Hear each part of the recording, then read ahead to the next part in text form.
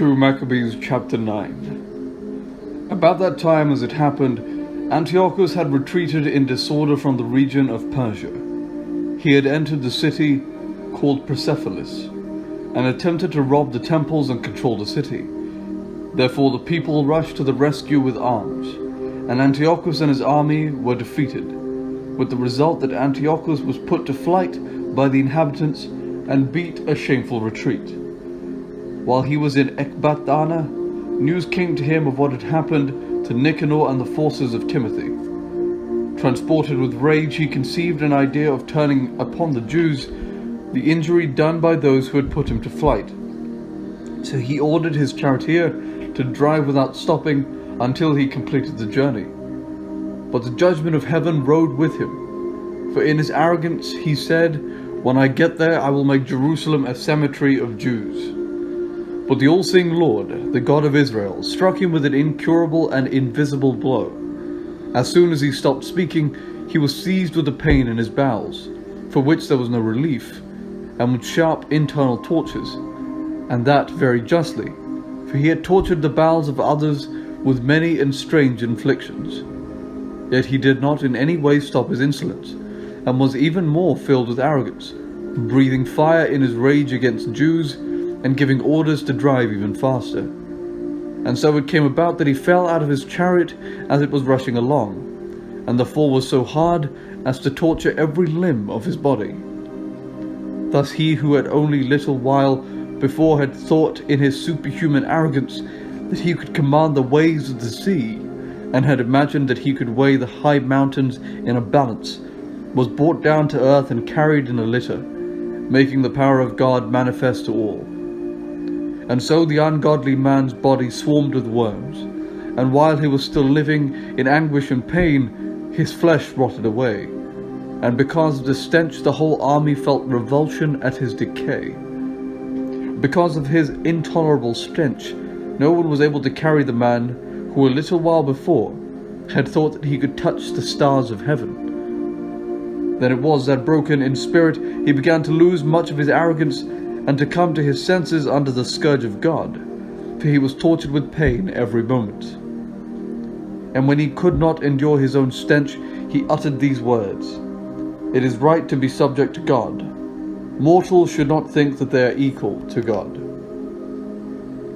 Then the abominable fellow made a vow to the Lord, who would no longer have mercy on him, stating that the holy city, which he was hurrying to level to the ground and to make a cemetery, he was now declaring to be free, and the Jews whom he had not considered worth burying, but had planned to throw out with their children for the wild animals and for the birds to eat, he would make all of them equal to citizens of Athens, and the holy sanctuary, which he had formerly plundered, he would adorn with the finest offerings, and all the holy vessels he would give back many times over, and the expenses incurred for the sacrifices he would provide from his own revenues. And in addition to all this, he also would become a Jew, and would visit every inhabited place to proclaim the power of God. But when his sufferings did not in any way abate, for the judgment of God had justly come upon him, he gave up all hope for himself, and wrote to the Jews the following letter, in the form of a supplication. This was its content: "To his worthy Jewish citizens, Antiochus, their king and general, sends hearty greetings and good wishes for their health and prosperity. If you and your children are well and your affairs are as you wish, I am glad, as my hope is in heaven. I remember with affection your esteem and goodwill. On my way back from the region of Persia, I suffered an annoying illness, and have deemed it necessary to take thought for the general security of all. I do not despair of my condition, for I have good hope of recovering from my illness. But I observe that my father, on the occasion when he made expeditions into the upper country, appointed his successor, so that if anything unexpected happened or any unwelcome news came, the people throughout the realm would not be troubled, for they would know to whom the government was left.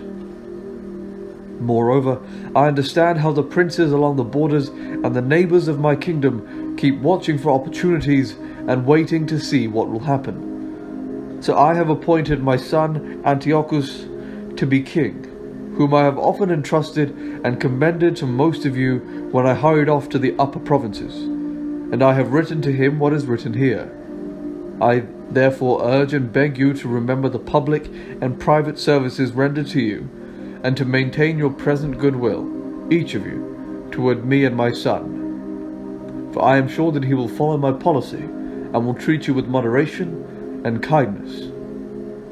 So the murderer and blasphemer, having endured the more intense suffering such as he had inflicted on others, came to the end of his life by the most pitiful fate, among the mountains in a strange land. And Philip, one of his courtiers, took his body home. Then fearing the son Antiochus, he withdrew to Ptolemy, Philomentor in Egypt.